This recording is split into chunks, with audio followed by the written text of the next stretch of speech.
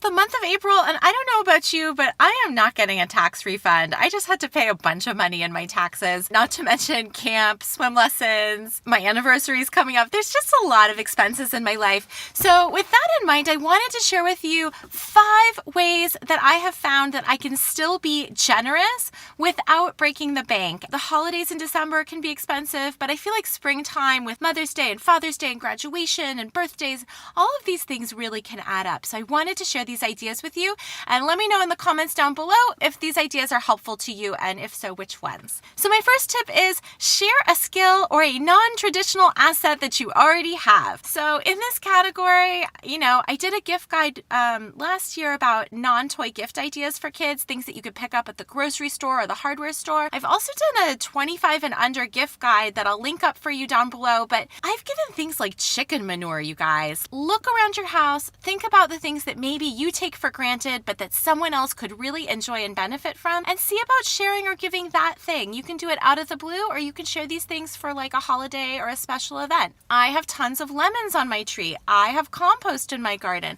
I have, a lot of lentil soup sometimes. Sharing what you already have because it's from you or something that you are good at doing, that can be a wonderful gift for a friend. My second tip is share a coupon. Sometimes I come across great deals that remind me of someone, or I know a friend is looking for something and wants to get a good deal. Share a coupon code. I recently did this on my other channel, Little Kosher Lunch, and I had a special promo code for a subscription box that I was able to share with people. I also recently did shopping for some clothes for my girls, and I saved 40% off. And I also got a special promotional code to share with a friend to get them a discount. For every person that used that, I think I earned $5 or $10 in credit. So look out for those deals, or just find a deal or a coupon that a friend needs and pass along the favor. I know they're gonna appreciate it. My third tip is give something new that you have that's unopened that someone else can use.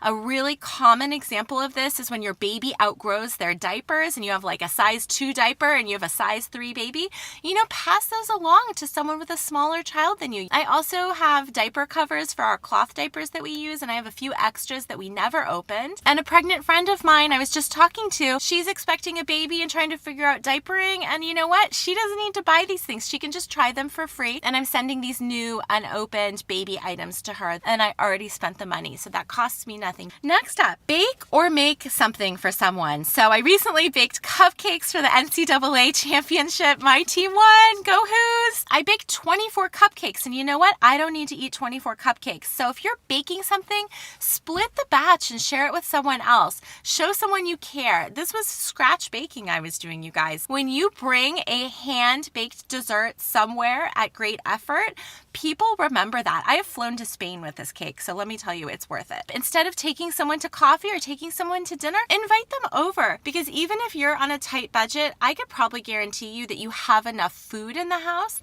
Sharing just a little bit of what you're already making does a huge favor to someone to offer a home-cooked meal or a hot cup of coffee or just some social time. My last tip for you is give when you're giving can be maximized. This week, actually, I was asked to participate in class giving for my university. Not only was I able to give, but there was matching on that day. So maybe there are opportunities where another philanthropist is matching donations given during a certain time period.